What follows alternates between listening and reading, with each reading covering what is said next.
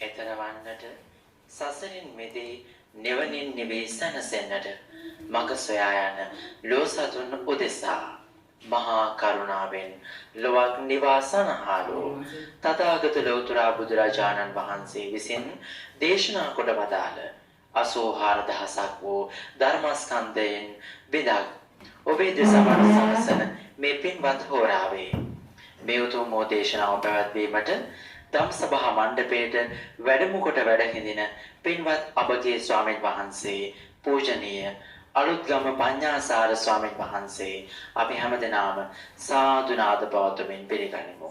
අවසරයි අපේ හාමුදුරුවනේ. සාදු සාදු සාදු. අද මේ පින්කමේ දායකත්වයේ ධර්මින් ආදරණීය මෞතුමියකට ආශිර්වාද ප්‍රාර්ථනාවන් සිදු කරන්න මේ දරුවන් ඒ ඥාතීන් මොනුපුරු මිනිපිරියන් ඇතුළු පවුලේ පින්වතුන් සෝදාන්මින් සිටිනවා.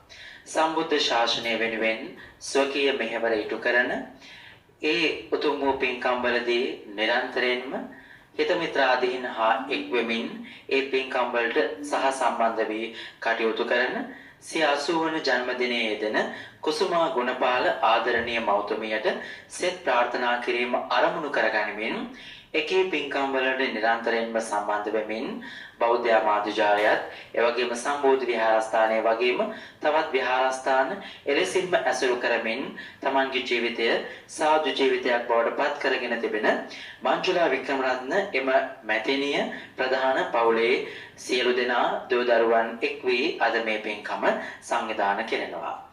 මේ පරිලෝකීය ආදරණීය පියාණන් වන KW සිඤ්ඤුඅප්පු මහත්මයා මෞතුමිය වන ආර්.කේ. ඩාර්ලිනා හාමි මහත්මිය එම ස්වාම පුරුෂයා වන එම්.එච්. ගුණපාල මුදලාලි මහත්මයා සහෝදරයන් වන KW Dayananda KW Amarapala KW මහින්දපාල යන මහත්ම සියලු දෙනාට පුණ්‍යානුමෝදනාවන් සිදු කරන්නත් ඒ වගේම රෝගාතුරව සිටින ඒ ආදරණීය මෞතුමිය කුසුමා ගුණපාල මෞතුමියටත් ඒ වගේම නන්දා වික්‍රමරත්න මෑණියන්ටත් සෙත් ප්‍රාර්ථනා කිරීම ඔවුන්ගේ අරමුණක් බවට පත් වෙනවා. ඉතින් මේ හැම දිනාටම පුණ්‍යානුමෝදනාවන් සිදු කරනවා වගේම මෙම ධම්ම සභා මණ්ඩපය මල් වලින් අලංකාර කරන්නට ඒ දායකත්වය දක්වන්නට යෙදුණු සන්ධ්‍යා තෙන්න කොන්මැතිනියත් ඊටාම ගෞරවණීයව මේ පින්වතුන් සිහිපත් කරනවා. මන්තා චක්කවාලේසු අත්‍රා ගච්ඡන්තු දේවතා සද්දම්මං මුනි රාජස්ස සුනන්තු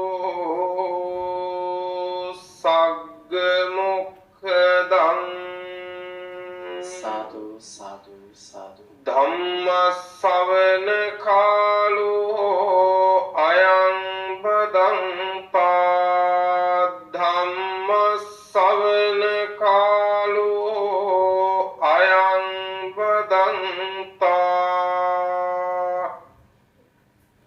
ධම්ම ශ්‍රවණ කාලෝ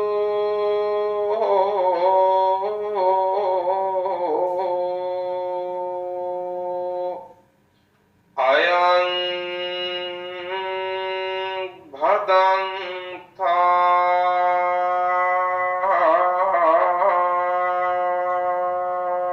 සාදු සාදු සාදු.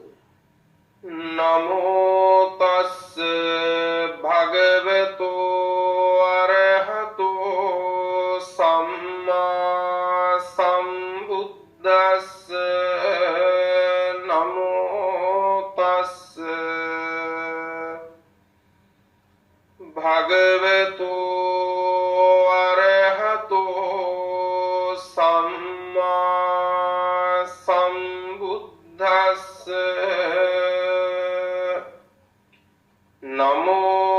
නමෝ තස්ස භගවතු අරහතෝ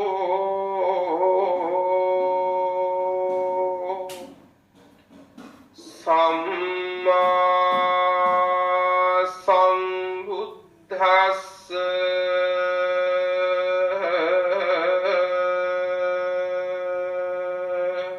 සාදු සාදු සාදු च अज्झासया बोधिसत्ता बोधि परिपाकाय संवत्तन्ति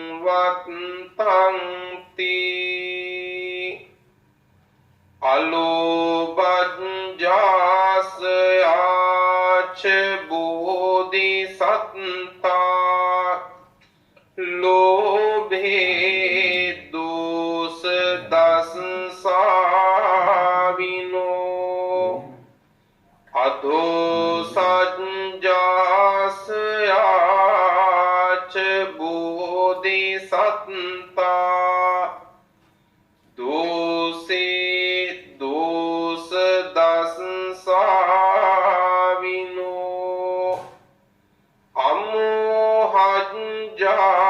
अमोहज्जासया च बोधिसत्ता मोहे दोष दस साविनो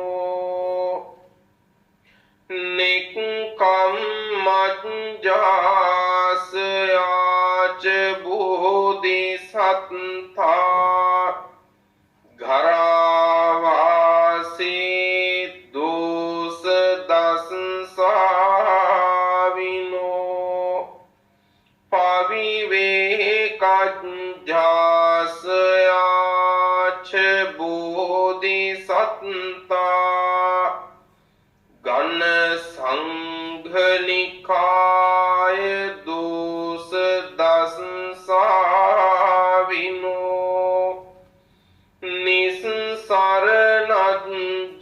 निस्सरणज्झासया च बोधिसत्ता सब्ब भव फानीसु दोष दस साविनो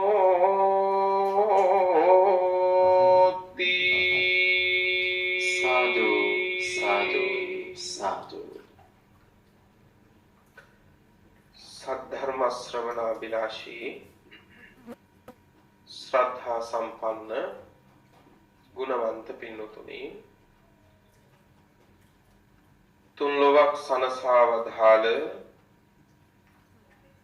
තථාගත සම්මා සම්බුදුරජාණන් වහන්සේ විසින් සියලු ලෝසත වෙත මහත් කරුණා මෛත්‍රියෙන් දෙසූ සද්ධර්මයෙන් ස්වල්ප මාත්‍ර ධර්ම කාරණා කීපයක් නමුත් ධර්ම ගෞරවයෙන් ශ්‍රවණය කරන්නටත් ධර්ම දානයක් ලෙසින් ලොව පුරා විසුරුවා හරින්නටත් බලාපොරොත්තු වෙන වෙලාව. අද මේ දේශනාවේ පින්වන්ත දායකත්වයේ දරමින් කටයුතු කරන්නට යෙදෙන්නේ පින්වත් මංජුලා වික්‍රමරත්න මහත්මනිය ප්‍රධාන පවුලේ පින්වන්ත සියලු දෙනා විසින් විශේෂයෙන් 80 වෙනි ජන්මදිනයේ සමරන තමන්ගේ ආදරණීය අම්මට කුසුමා ගුණපාල මෑණියන්ට ආශිර්වාද ප්‍රාර්ථනා කරමින් මේ උතුම් ධර්ම දානමය මහත් ඵලදායක කුසලයේ සිද්ධ කරන්නට බලාපොරොත්තු වෙන වෙලාව. අම්මගේ කිරි බීලා රූපකය හදාගත් දරුවෝ බුදුරජාණන් වහන්සේ නැමැති තුන් ලොවටම වූ අම්මාගේ දහම් කිරි ඒ මෑණියන්ට පොවන දවසක්. ආදරණීය අම්මා එදා ඔබව සතර අපායට මග වැටෙන මාවතින් වෙන් කළා. පින මේක, භව මේක, පුතේ කල යුත්තේ මේක, නොකල යුත්තේ මේක. ඒ මාවත හරියටම අම්මා තාත්තා පෙන්නපු හින්දා තමයි අද මේ පින්වන්ත දරුවෝ ලෝකයේ ඉස්සරහා පෙරදිච්ච ආත්ම භාවයක් පරිහරණය නොකර සුවපත් ආත්ම භාවයක් පරිහරණය කරන්නේ. ලෝකේ මොන දේවල් අපිට තිබුණත් වැඩක් නැහැ පින්වත්නි. අපි දිහා හැරිලා බලනකොට අපිටම තේරෙනවා නම් මම මගේ ආත්ම භාවයේ පරාජයටපත් කරගත්තු කෙනෙක් කියලා. පැටහුණොත් තේරුණොත් Tamanටම හිතුණොත් ආයි ඒ ජීවිතෙන් වැඩක් නැහැ. ලෝකේ අපිට කවුරු දෙස් දෙවොල් තිබ්බත් කමන්නේ. හැබැයි අපිට දෙස් දෙවොල් තියෙන ආත්මයක් පරිහරණය කරන්න හොඳ නැහැ. ලෝකේ අපිට කවුරු සාප කළත් කමක් නැහැ. හැබැයි අපිට සාප කරන තැනකට අපේ ජීවිත ගමනපත් වුණොත් ඒක නම් හොඳ තැනක් නෙවෙයි. එවන් ජීවිතයකට නොවැටි පින්වත් මගක ජීවිත පවත්වා ගන්න පළවෙනිම පාර කිව්වේ බුදු බණ අරන් අම්මා තාත්තනේ. අද ඒ බෝසත් මග තේරුම් ගත්තු දරුවෝ තමන්ගේ අම්මා වියපත්ව හිටියක් අද ඒ අම්මට බුදු කෙනෙක් වදාළ ධර්මයෙන් ජීවිත සුවපත් කරගන්න ඉඩ සලසන වෙලාව. ඒ නිසා අපි ඒ පින්වත් මෑණියන්ට ආශිර්වාද කරනව ආරම්භයේම තවත් බොහෝ කුසල් වඩාගෙන නිදුක්ව නිරෝගීව චිරජීවනයේ කරන්නට මේ කුසල් ආශිර්වාදයක් වේවා. උතුම් රත්නත්‍රේ පිහිට රැකවරණේ ලැබේවා කියලා අපි මේ වෙලාවේ මෙත්සිතින් ප්‍රාර්ථනා කරනවා. එසේ ප්‍රාර්ථනා තබමින් පින්වත්නි දේශනාව ආරම්භ කරමු. දේශනාවේ දායකත්වයේ දරන පින්වන්ත ඔබට ඔබේ දායකත්වයෙන් ලෝකේ පුරා බණහන හැමට සුවසේම උතුම් ධර්මාවබෝධයේ සිද්ධ වේවා කියන ප්‍රාර්ථනාවන් හිත තුළ ඇති කරගෙන කවුරුත් ධර්ම ශ්‍රවණය කරමු. පින්වත්නි අපිට ඊටාම පුරුදු අහලා තියෙන වචනයක් තමයි මේ බෝධිසත්ව කියන වචනේ. බෝධිසත්වයන් වහන්සේ කියලා කියනවා. බෝධිසත්වයා කියලා කියනවානේ. බෝධි සහ සත්වයා කියන වචන දෙක එකතු වුණාමනේ බෝධිසත්වයා කියන්නේ. එතකොට අපිට ඊටත් වඩා පුරුයි සත්වයා කියන වචනේනේ. දැන් අපි සියල්ලෝම පොදුවේ ආමන්ත්‍රණය කරනකොට අපිට කියනවා ලෝක සත්වයා කියලා. නේද? ලෝක සත්වයා සහ බෝධිසත්වයා කියන මේ දෙදෙනා මුළුමනින්ම වෙනස් ගමන් මගක් පවත්වන දෙදෙනෙක්. ඒ කියන්නේ ලෝක සත්වයාට මුළුමනින්ම ප්‍රතිපක්ෂ ගමනක තමයි පින්වත්නි බෝධිසත්වයා ගමන් කරන්නේ. බෝධිසත්වයෙකුගේ ගමනට ප්‍රතිපක්ෂ ගමනක තමයි කවුද යන්නේ? ලෝක සත්වයා. දැන් මේ දෙකටම පොදු වචනේ තමයි සත්වයා කියන වචනේ. එයි සත්වයා කියන්නේ. අපි සියල්ලෝම සත්වයෝ නේ. එයි සත්වයා කියන්නේ. කාරණා හතරක් නිසා පින්වත්නි සත්වයා කියලා කියනවා. අපි සත්වයෝ නම් මේ කාරණා හතර අපි තුලත් තියෙනවද නැද්ද? අපි තුලත් තියෙනවා. පළවෙනි එක තමයි සත්ත්වෝ කියලා කියන්නේ ඇලුණු කියන අදහස. ඔන්න එහෙනම් සත්වයාගේ පළවෙනිම ස්වභාවය මොකද්ද? ඇලුණු බව. ඇලුණු බව. දෙක ආසත්තෝ කියලා කියන්නේ පින්වත්නි දැඩිව ඇලුණු භාවය. දැඩිව ඇලිච්ච බව. ආසත්ත. දැන් අපි සිංහල වචනයක් තියෙන ආශක්ත කියලා. ඒකේ පාලි වචනේ තමයි ආසත්තෝ. දැඩිව ඇලුණු. තුන්වෙනි එක තමයි පින්වත්නි විසත්තෝ. විසත්තෝ කියන්නේ තරයේ ඇලුණු. තරයේ ඇලුණු කියන පින්වත්නි වෙන් කරන්න බැරි විදිහට ඇලිච්ච බව. ඊළඟ එක තමයි ලග්ගිත මානසෝ. ලග්ගිත මානසෝ කියන්නේ läගගත්තු මනස ඇති කියන අදහස. අපි වචන හතරක් කිව්වා. සත්වයා කියන්නේ ඇයි? පළවෙනි වචනේ සත්තු ඇලුණු, දෙක ආසත්තු වඩාත් ඇලුණු, තුන විසත්තු තරයේ ඇලුණු, හතර ලග්ගිත මානසෝ läගගත්තු මනස ඇති කෙනා කවුද? සත්වයා. දැන් මේ කාගේ හැටද කියන්නේ? අපි හැමෝගෙම හැටි තමයි මේ කියන්නේ නේ. අපි හැමෝගෙම ස්වභාවය තමයි ඇලිලා, වඩාත් ඇලිලා, තරයේ ඇලිලා, läගගත්තු මනසින් තමයි ඉන්නේ. කොහෙද? කොහෙද ඇලිලා ඉන්නේ? කොහෙද වඩාත් ඇලිලා ඉන්නේ? කොහෙද තරයේ ඇලිලා ඉන්නේ? කොහෙද läගගත්තු මනසින් ඉන්නේ? ලෝක සත්වයා ඇලිලා ඉන්නේ ලෝකයේ. ලෝකයේ ස්වභාවය මොකද පිනවත්? ඇයි ලෝකය කියන්නේ? ලුජ්ජති පලුජ්ජති इति ලෝකෝ, කැඩෙන බිඳෙන පළුදු වෙන නිසා ලෝකය කියලා කියනවා. එහෙනම් ලෝක සත්වයා ඇලිලා, වඩාත් ඇලිලා, තරයේ ඇලිලා ඉන්නේ කොහොම ලෝකෙකද? කැඩෙන බිඳෙන පළුදු වෙන ලෝකෙක. කැඩෙන බිඳෙන පළුදු වෙන ලෝකෙක ලෝක සත්වයා ඇලෙන්නේ කැඩෙන එක බලාපොරොත්තුවෙන්ද? නෑ. බිඳෙන එක බලාපොරොත්තුවෙන්ද? නෑ. පළුදු වෙන එක, වෙනස් වෙන එක, විකෘති වෙන එක බලාපොරොත්තුවෙන්ද ඇලෙන්නේ? නෑ. දැන් හිතන්න, තෙමෙන්න බලාපොරොත්තු නොවි ගඟට පැන්නොත් මොකද වෙන්නේ? තෙමෙන්නේ නැති වෙයි. තෙමෙනවා. අපිත් එහෙමයි. අපි තෙමෙන්න බලාපොරොත්තු නැහැ. හැබැයි ගඟට පනින්න කැමතියි. එහෙනම් මතක තියාගන්න. කැඩෙන බිඳෙන ලෝකයේ කැඩෙන එක, බිඳෙන එක, පළුදු වෙන එක බලාපොරොත්තු නොවුනට කැඩෙන බිඳෙන ලෝකයට ඇලුනම පින්නතුනේ හැම එකක්ම විඳින්න සූදානම් වෙන්න ඕනද නැද්ද? විඳින්න සූදානම් වෙන්න ඕනේ.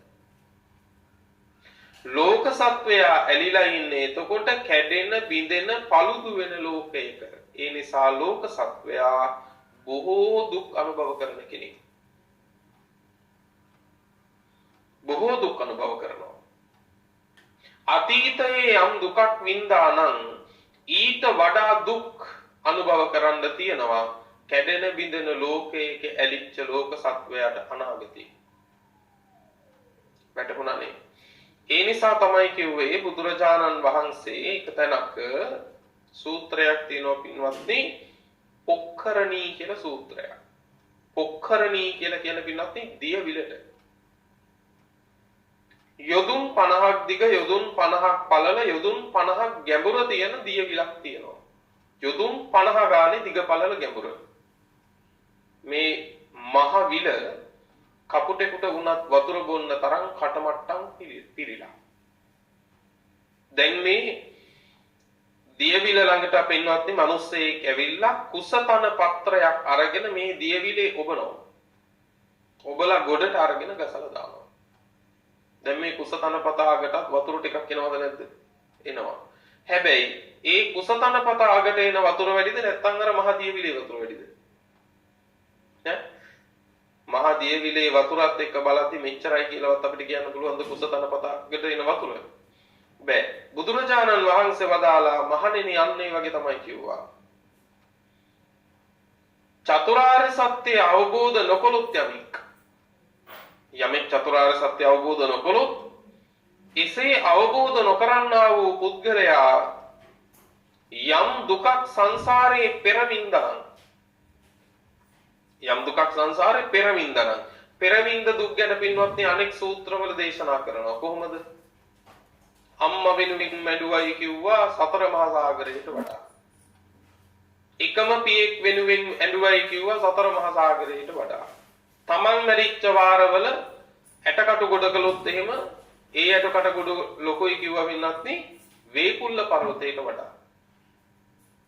එහෙම දුක් විඳ විඳ ආපු සංසාරේ අතීතයේ යම් දුකක් වින්දා නම් ඒ විඳ දුක් ටික හරියට කුසතනාගට ගත්තු වතුර වගේ කිව්වා.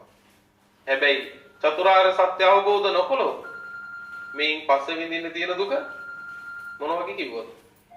දිය විලේ තියෙන වතුර වගේ කිව්වා. ඔන්න කැඩෙන බිඳෙන ලෝකයට ඇලිච්ච සත්වයාට ඊයේ වෙච්ච දේ නෙවෙයි, අද වෙන දේත් නෙවෙයි, හෙට වෙන දේ.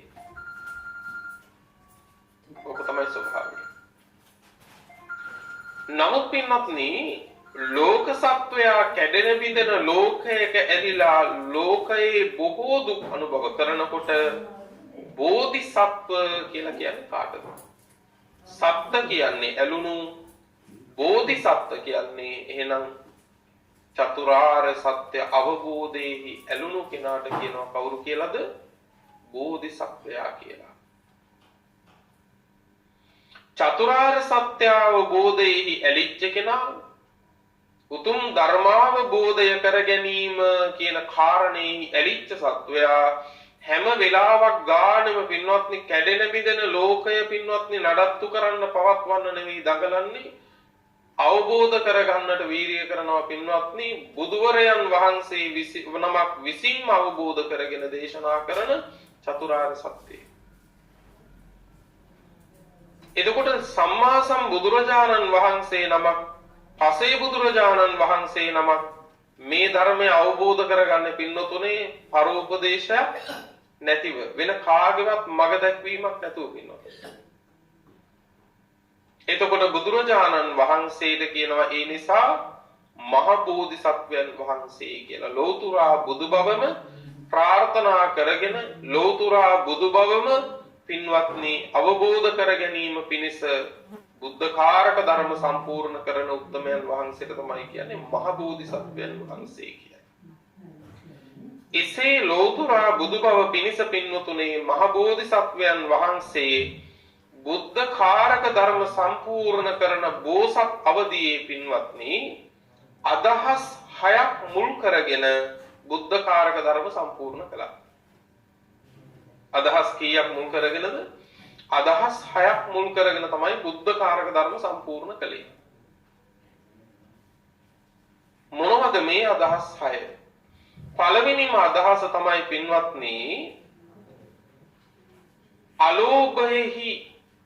අලෝභයෙහි ඇලිලා අලෝභයෙහි ගුණ දැනගෙන ඒ වගේම ලෝභයෙහි දොස් දකිමින් අලෝභ සහගත ප්‍රතිපදාව සම්පූර්ණ කළා. ඔය තමයි පළවෙනි එක. අලෝභජ්ජාසයාච බෝධිසත්වෝ ලෝභේ ආදීනව දස්සාවිනෝ. ලෝභකමෙහි, ඇලීමෙහි, බැඳීමෙහි, කැමැත්තෙහි, ආසාවෙහි දෝෂය වරද වටහාගෙන තේරුම් අරගෙන බෝධිසත්වයන් වහන්සේ පින්වත්නි අලෝභ සහගත ප්‍රතිපදාවක පිහිටා ගත්තා. ඔන්න පළවෙනි අදහස. ඒ කියන්නේ ඇලීමෙහි දොස් දැකගෙන නොඇලීම පුරුදු කළා. ලෝභයෙහි දොස් දැනගෙන අලෝභයෙහි පුරුදු වුණා. පැහැදිලි නේද? එතකොට ලෝකයේ ස්වභාවය, ලෝක සත්වයා සහ බෝධිසත්වයා කියලා අපි වචන දෙකක් කියවනේ. ලෝක සත්වයා එතකොට මොකද්ද පින්නත පුරුදු කරන්නේ? ලෝක සත්වයා ඇලීම පුරුදු කරනවා. බෝධිසත්වයන් වහන්සේ පුරුදු කරන්නේ මොකද්ද? ඊට ප්‍රතිපක්ෂ වූ නොඇලීම. ඒ නොඇලීම පුරුදු කරන්නේ නිකන් නෙවෙයි, ඇලීමේ දොස් දකිමින්. ඇලීමේ දොස් දකිමින් තමයි පින්වත්නි නොඇලීම කියන එක පුරුදු කරන්නේ. මේ ලෝකේ යම්තාක් දුක් තියෙනවා නම් පින්වත්නි ඒ සෑම දුකක්ම මොකක් නිසාද කියලා හුවොත්. ඒ සෑම දුකක්ම පින්වත්නි වෙන දෙයක් නිසා නෙවෙයි.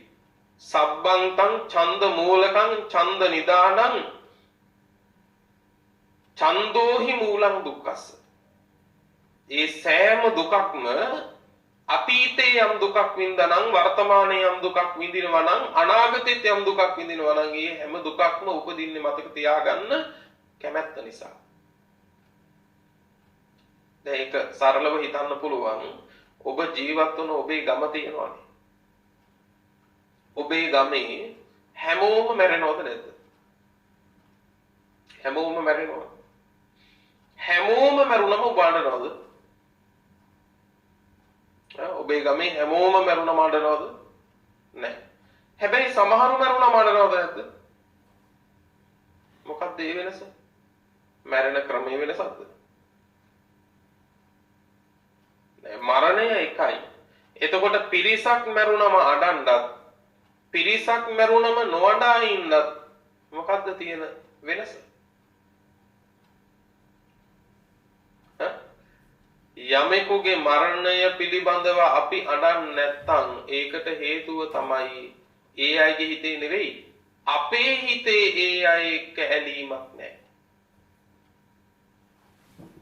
යමෙකුගේ මරණය නිසා අපි අඬනවා නම් ඒ අඬන්න හේතුව මොකක්ද? එයාලගේ හිතේ නෙවෙයි අපේ හිතේ එයාලා ගැන ඇති කරගත්තු බැඳීමක් තියෙනවා. එහෙනම් එයාගේ මරණය ගැන අඬන්න නැති වෙන්න නම් නැති වෙන්න ඕන එක කාරණයක්. මොකද නැති වෙන්න ඕන? තමන්ගේ හිතේ තියෙන ඇල්මනේ. තමන්ගේ හිතේ තියෙන ඇල්ම. දැන් ඇලිලා බැඳිලා ගැලිලා ඉන්නකොට පින්වත්නි රිදවන රිදිවිලි වලත් පින්වත්නි වේදනාව වැඩිද අඩුද? කියන්නකො බලන්න. ඇලීම වැඩි වෙන්න එයා අපි හිතන විදිහට විරුද්ධව ඉන්නකොට රිදෙන රිදිල්ලත් වැඩිද නැද්ද? වැඩි පින්වත්නි. ඔන්න එතන ඉඳලා එතකොට දුරින් ඉඳලා ඉන්න කෙනෙක් පිළිබඳව ඇති වෙන ද්වේෂයට වඩා ඊළඟට ද්වේෂයක් ගැටීමක් උපදින කාත් එක්කද? වැඩියෙන් ඇලුණු කෙනාගේ වෙනසත් එක්කනේ. ඒකයි කිව්වේ මේ ඇලීමමයි සියලු දුක් වලට මූලය හේතුව. යමෙක් කෙරෙහි වැඩියෙන් ඒකනේ කියන්නේ පිටාය නම් කළාට කමන්නේ ඔහොම අපේම අය ඔහොම කරනකොට තමයි ඉවසන්න බැරි කියලා. ඒකට හේතුව තමයි අපේ කියලා අපි තුල තිබිච්ච වැදීම. එතකොට තේරුම් ගන්න ලෝක සත්වයා පින්වත්නි ඇලීම කියන එක පවත්වන්න දඟලද්දී බෝධිසත්වයන් වහන්සේ පින්වත්නි ඒ ඇලීමේ දොස් දැක පින්වත්නි නොඇලීම පුරුදු කළා. හැබැයි නොඇලීම තුලින් ලබන්නා වූ උත්තම ඵලය ලැබූ බුදුරජාණන් වහන්සේ සරණ ගිහින් ඒ නොඇලීම තුලින් උපදවා ගන්නා වූ උතුම් ඵලයට සාදුකාර දෙන ලෝකයා ක්‍රියාත්මක කරමින් ඉන්නේ ඇලෙන වැඩපිළිවෙල.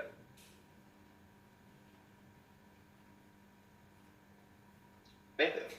ඊතනනේ ගැටලුව තියෙන්නේ. ඒ කියන්නේ නොඇලීමෙන්ම නම් ලබන්න පුළුවන් නිවනට සාදුකාර දෙන කෙනා දිනක් ගානේ පින්වත්නි ඒ ඇලීම දුරු කරගන්න ඕන නොඇලීම වඩන්න ඕන. ඇලීම වඩමින් නොඇලීමේ ඵලයකට සාදුකාර දෙන එක නිර්ර්ථකයි පින්වත්නි. නේද? ඇලීම වඩමින් නොඇලීමෙන් ලැබෙන ඵලයකට සාදුකාර දෙනවා. මේක සිද්ධ වෙයිද? මේක සිද්ධ වෙන්න ක්‍රමයක් නැහැ පින්වත්නි. යාපනයේ යන්න කොළඹ බස් එකේ නැග්ගා වගේ. එතකොට මේ අපි නිසි පාර අඳුර ගන්න ඕන. දෙවෙනි කාරණය දෙවෙනි අදහස තමයි බෝධිසත්වයන් වහන්සේ තුල තිබුණා. මොකද්ද? අදෝසජ්ජායති කියන්නේ අදෝසය පුරුදු කළා. අදෝෂය මේක අනෙක් පැත්තට ගත්තොත් මෛත්‍රිය මෙත්සිත පුරුදු කළා. ද්වේෂයෙහි දොස් දැකලා. ද්වේෂ කිරීමේ දෝෂය දැකලා පින්වත්නි අපිට දැන් ඔබට තියෙනවනේ මේ කේන් තියනවා කියලා එකක්. නේද? ද්වේෂය කියලා එකක් තියෙනවද නැද්ද ඔබට? තියෙනවද නැද්ද පින්වත්නි? තියෙනවා. ද්වේෂය නිසා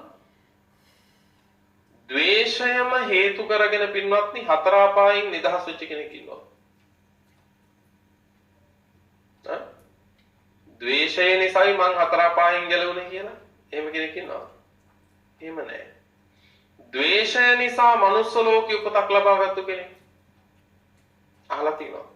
ඒක වෙනවද? නෑ.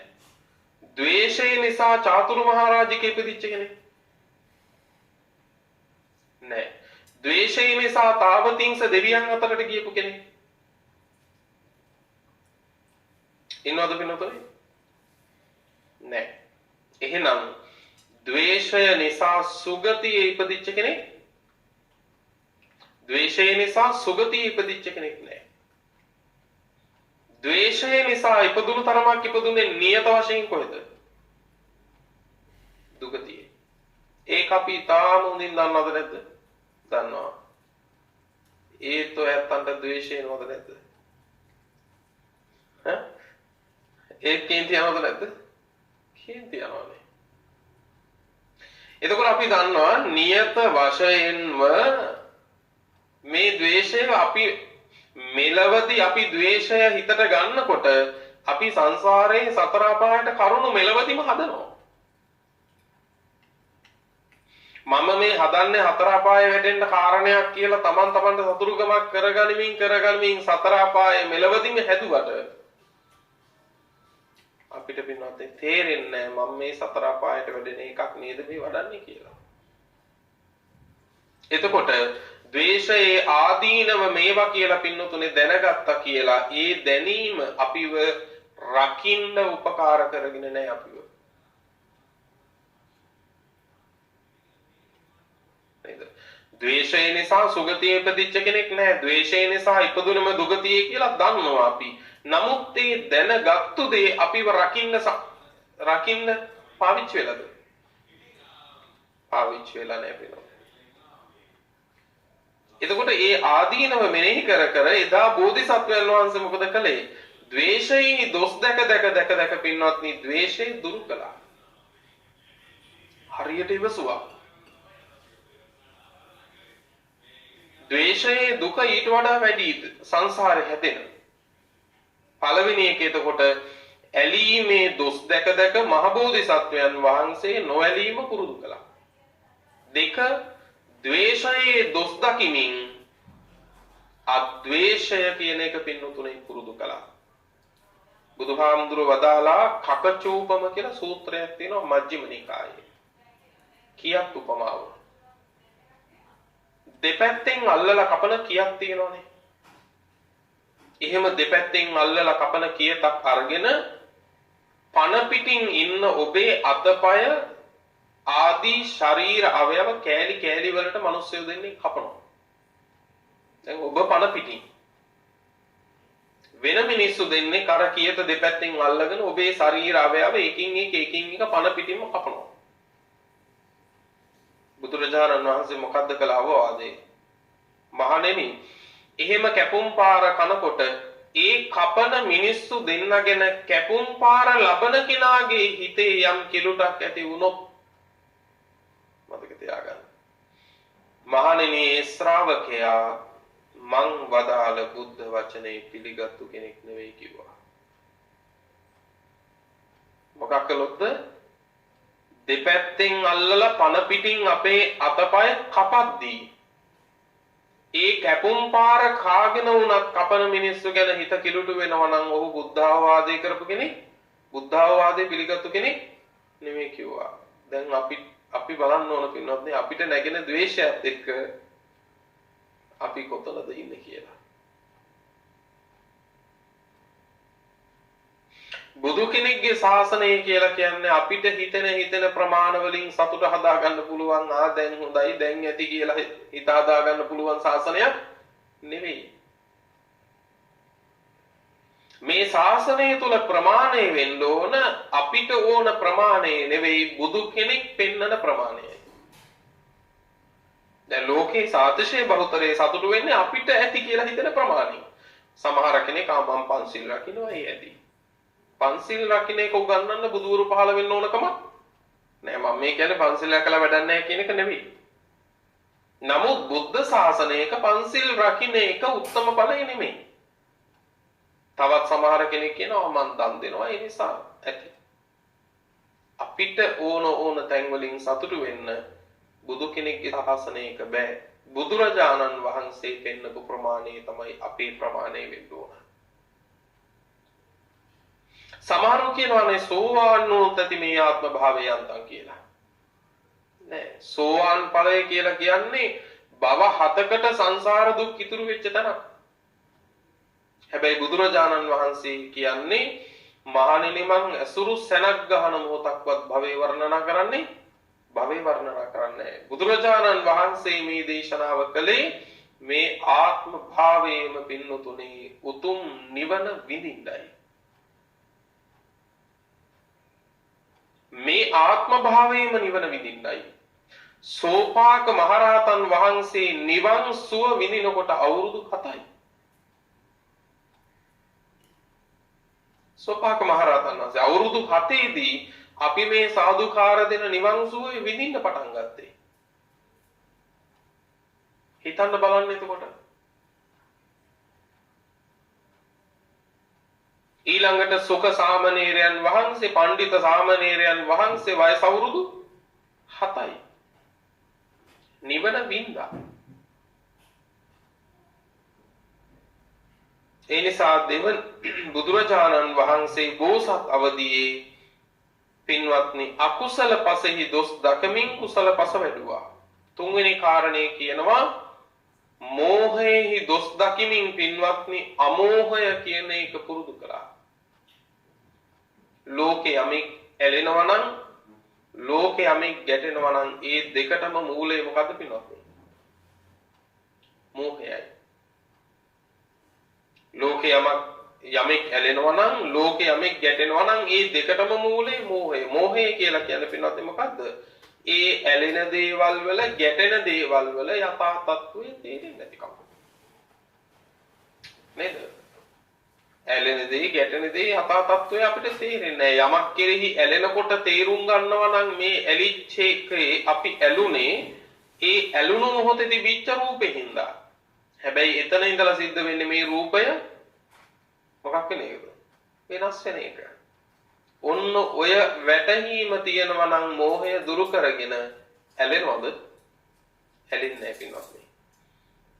එසේ වෙනස් වීම දැනගෙන නොඇලී ඉන්නකොට යම් තැනකදී පින්වතුනේ වෙනසකින් අපිට දුක පීඩා වෙනකොට අපි ගැටෙනවද? නෑ. ඇයි? අපි තීරුම් අරන් හිටියා ඔය වෙනස වෙන්න කලින්ම ඕක වෙනවා. කැඩෙන බිඳෙන ලෝකයක් ඇලෙන්නේ නැතිව පරිහරණය කරන්න හිතාදාගත්තම කොච්චර ලේසිද? ඇයි? පාවිච්චි කරනවා. ඇලෙන්නේ නැහැ. හැබැයි කැඩෙන ලෝකය කැඩෙනකොට එදාට අපි ගැටෙයිද? එදාට අපි ගැටෙන්නේ නැහැ. බිඳෙන ලෝකය බිඳෙනකොට, වෙන් වෙන ලෝකය වෙන් වෙනකොට එදාට අපිට දුකක් නැහැ පින්වත්නි. ඇයි? ලෝකේ හැටි ඕක තමයි කියලා එදා අපි වැටහීම මුල් කරගෙනයි ඉන්නේ.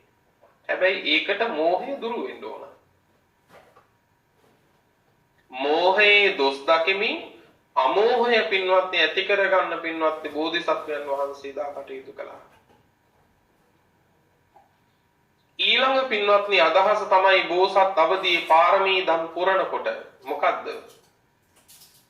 ගිහි වාසයේහි, ගිහි ගෙදර වාසය කිරීමේ දොස් දැක නික්මීම කියන එක පුරුදු කළා කියලා. නික්මීම පුරුදු කළා. එදත් අදත් පින්වත්නි සමාජයේ මතයක් තියෙනවානේ මේ පැවිදි වෙන්නේ පින්වත්නි ගිහි ජීවිතේ දුක් විඳපු අය කියලා. එහෙම එකක් තියෙනවා. දැන් කවුරු හරි ඇහුවොත් එහෙම මම පැවිදි වෙන්නයි හිතාගෙන ඉන්නේ කියලා කිව්වොත් සාතිශය බහුතරයක් අහන්නේ ඇයි මොකක් ප්‍රශ්නයක්ද? ඇයි මොකක්වත් මේ සිත් ඇවුලක්ද? නැති බැරි කමක්ද? බොහෝ දෙනෙක් හිතන් ඉන්නවා මේ ජීවිතයේ දුකක් එන්න ඕන පැවිදි වෙන්න කියලා. නෑ. තවත් සමහරව හිතනවා පින්වත්නි යමක් කමක් නැති හින්දා පැවිදි වෙනවයි කියලා. එහෙම වෙන්න බුද්ධ ශාසනය අනාථපනපක් නෙවෙයි. නේද? බුද්ධ ශාසනය කියන්නේ අනාථපනපක් නෙවෙයි. මේ බුද්ධ ශාසනයේ ශාස්ත්‍රූ වෙච්ච සම්මා සම්බුදුරජාණන් වහන්සේ කියන්නේ අනාථයෙක් නෙවෙයි. සුද්ධෝදන මහරජුරුවන්ගේ පුතා. චක්‍රවර්ති රජ සම්පත් උරුම ශාස්ත්‍රූවරයෙක් අපිට ඉන්නේ. මේ ශාසනය අනාථමඩමක් නෙවෙයි ඇත්තටම. අපේ ශාස්ත්‍රුන් වහන්සේ සක්විති රජ සම්පත් උරුම වෙච්ච උත්තමේ. රම්ම්‍ය සුරම්‍ය සුභ කියන මාලිගාවල ඉඳපු උත්තමේ. මහා රජ කෙනෙක්ගේ පුතේ සුද්ධෝදන මහා රජමැදුරේ කම්කරුවන්ට දුන්නේ පින්නතුනේ මස් ව්‍යංජනේ කැල්හාලිපත් කම්කරුවන්ට දුන්නේ. එතකොට සිද්ධාර්ථ මහ බෝධිසත්වයන් වහන්සේ කොහොම සැපයක් විඳින්නද? කසී රටේ හදපු කසී සලුවක් ඇරෙන්න වෙන කිසිම සලුවක් ගතේ දවටලා නැහැ මහ බෝධිසත්වයන් වහන්සේ. ඒ හැම දෙයක්ම දාලා පුත්තමේ තමයි අපි සරණ ගිය අපේ ශාස්ත්‍රුන් වහන්සේ. සාරිපුත්තයන් වහන්සේ යාචකෙක් නෙවෙයි. මුගලන් මහරහතන් වහන්සේ යාචකෙක් නෙවෙයි. මහා කාශ්‍යප මහරහතන් වහන්සේ යාචකෙක් නෙවෙයි. කෝටි ගණන් ධනෙ තිබිච්ච කෙනෙක්. රාහුල මහරහතන් වහන්සේ ආනන්ද මහරහතන් වහන්සේ යාචකයෝ නෙවෙයි. ඒ නිසා සමහර අය හිතනවා පින්නතුනේ මේ ගිහි ගෙවල් අත්හරිනවා කියලා කියන්නේ පින්නතුනේ කලකිරුණම එහෙමත් නැත්තම් මේ දුකක් පීඩාවක් ආපුවම එහෙම කියලා. එහෙම එකක් නැහැ. ඒ නිසා මේ යම් කිසි කෙනෙක් පින්වත්නි ගිහිගෙයින් නික්මෙනවා නම් එහෙ නික්මෙන පින්වත්නි ගිහිගෙයි තිබෙන්නා වූ දෝෂය දැකලා. ඇයි ගිහි ගෙදර කියලා කියන්නේ කෙලෙස් ඇති වෙන්න ආයතනයක් පින්වත්නි.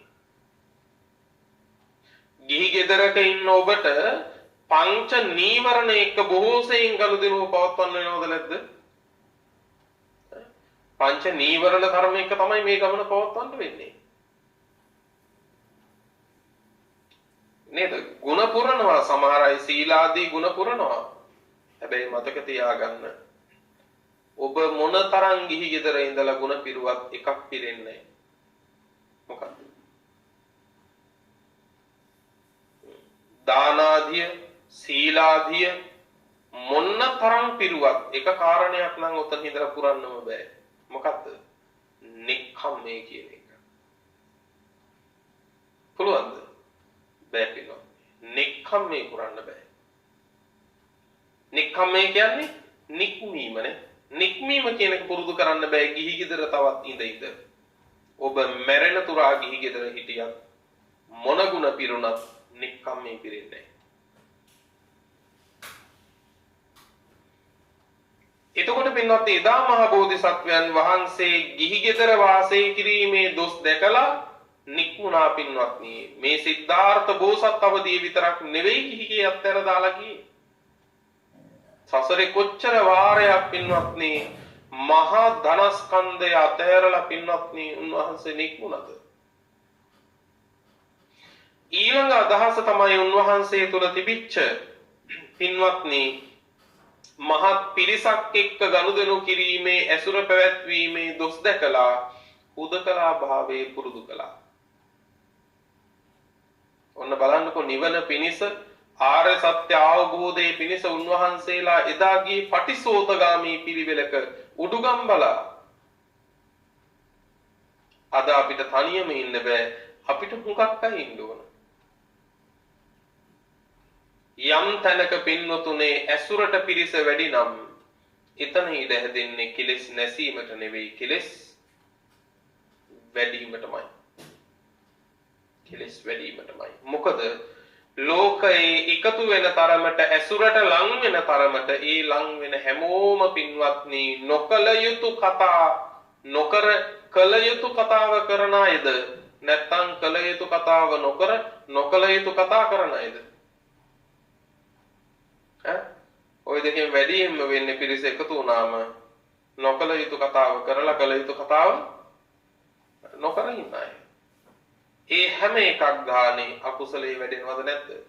අකුසලයේ වැඩෙනවා.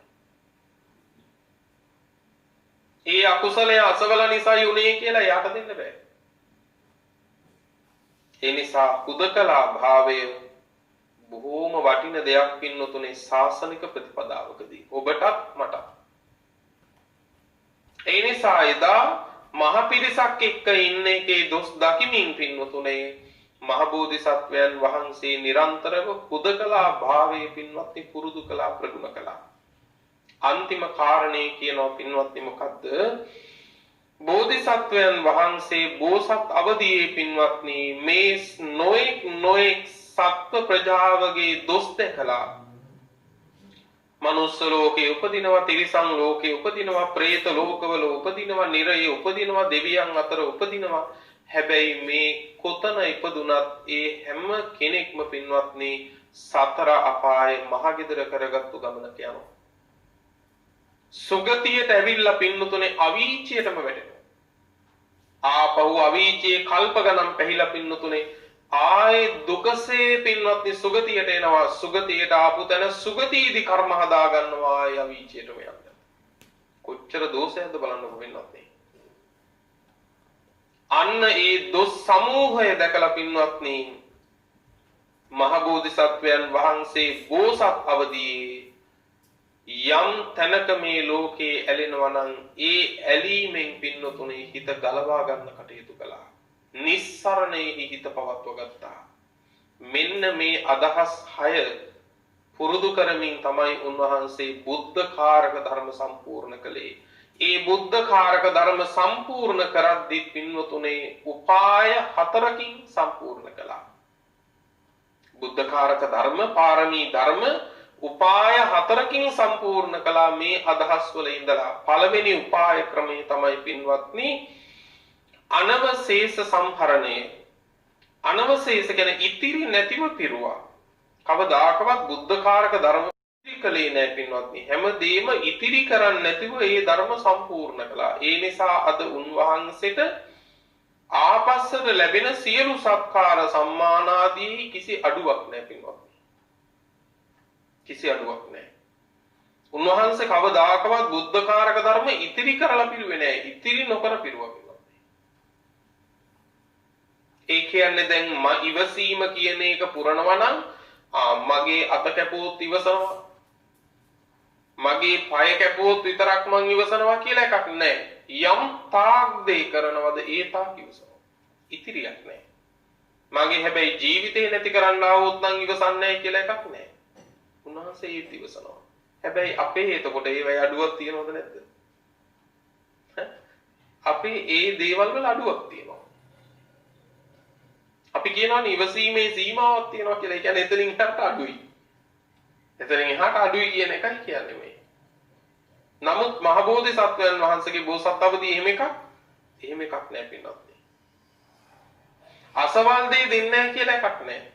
නමුත් දැන් අපිට නම් දන් දෙනකොට හිතනවා එතකොට අපිට කියන එක අපස්සට හැරෙනවානේ. එහෙම එකක් නෑ. ඒ නිසා අනවශේෂ සම්භරණය කියලා කියන පින්වත්නි ඉතිරියක් නැතිව පාරමී ධර්ම පුරනවා. දෙවෙනි ක්‍රමේ තමයි පින්වත්නි සක්කච්ඡකාරිතා. සක්කච්ඡකාරිතා කියලා කියන්නේ ඒ පුරණ හැම පාරමිතාවක්ම සතුටින් තමයි පුරන්නේ. ඊටාම මනවින් පුරනවා. සතුටින් ඊටාම මනවින් පුරනවා. ඒ කියන්නේ රාජ්‍ය ඉල්ලනකොට මොන කරදරයක්ද කියලා එකක් නැහැ. අනේ අපේ දරුවෝ එතකොට රජ වෙන්නේ කොහෙද කියලා විශ්වාන්තර භවයේ හිතුවේ නැහැ. රජ වෙන්න පුතෙක් ඉන්නවා. ඒ රාජ්‍යයට උරුමකම් කියන්න පුළුවන් පුතෙක් ඉඳිද්දිනේ පින්නතුනේ රාජ්‍ය දන් දෙන්නේ. කවදාකවත් අසතුටින් කලේ නැහැ. බුද්ධ කාරක ධර්ම පුරනකොට සතුටින්මයි කලේ පින්වත්නි. ඒක තමයි සක්කච්ඡකාරිතා කිව්වේ. සමහර ලාගෙදී එක පිට යමක් ඉල්ලගෙන ඔබේ ගෙදරට එහෙම આવුත් එහෙම සමහර ලාගෙදී මේ අදත් ආවා කියලා හරි හිතෙනවා. එතකොට එතන තියෙන්නේ අසතුටනේ. අසතුට දීලා තියෙනවා හැබැයි හිත සතුටු කරගෙන නැහැ. ඒකට වෙනම විපාකයක් තියෙනවද නැද්ද සංසාරේ? වෙනම විපාකයක් තියෙනවා. නමුත් මහ බෝධිසත්වයන් වහන්සේ සතුටින් මනවින් ඒ සියල්ල සම්පූර්ණ කළා. ඊළඟ කාරණේ කියනවා සාතච්ඡකාරිතා. සාතච්ඡකාරිතා කියලා කියන්නේ පින්වත්නි ඔන්න එක වාරයක් පාරමිතාවක් පුරනවා ආයේ කාලයක් ඉඳලා පින්වත්නි ඒක පුරන එහෙම එකක් නැහැ.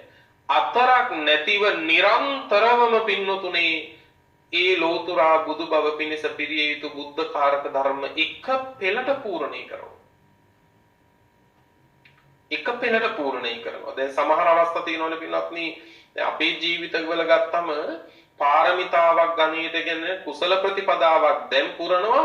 සමහර වෙලාවකදී පින්වත්නි දවසක් දෙකක් තුනක් ආයේ මුළු මනින්ම පින්වත්නි අර කාම ලෝකයේ නඩත්තු කිරීම පරිහරණය කිරීමට තමයි අපි මුළු ජීවිතේම වැය කරන්නේ. ආයේ දවස් දෙක තුනකට පස්සේ තමයි පින්වත්නි කුසල ප්‍රතිපදාවක් හැටියට විශේෂයෙන් මනසට නගාගෙන පුරන්නේ. නමුත් මහ බෝධිසත්වයන් වහන්සේගේ එහෙම එකක් නැහැ. උන්වහන්සේ කැඩෙන බින්දන ලෝකෙ නෙවෙයි ඇලිලා ඉන්නේ. උන්වහන්සේ ඇලිලා ඉන්නේ ලෞතර බුදු භවයේ. ඒ නිසා උන්වහන්සේගේ ජීවිතේ වැඩිම දේ සියලු ජීවිතේ ගෙවෙන්නේ ලෝකය පවත්වන්න නෙවෙයි ලෞතර බුදු භව සාක්ෂාත් කරගන්න. අතරක් නැතිව ඒ නිසා උන්වහන්සේ ලෞතර බුදු භවට තමයි කරුණ පදන්නේ. උන්වහන්සේ ඇලිලා ඉන්නේ ලෝකෙ නෙවෙයි. උන්වහන්සේ ඇලිලා ඉන්නේ කොහෙද? බුදු පදවියේ. ලෝකයේ ඇලිච්ච අය වැඩියෙන්ම කරන්නේ ලෝකය ලබන්න, ලෝකය නඩත්තු කරන්න කරුණු කරන එක දිගට.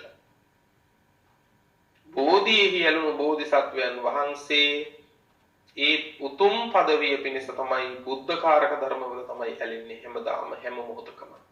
සාතච්ඡකාරිතා කිව්වේ ඒකයි.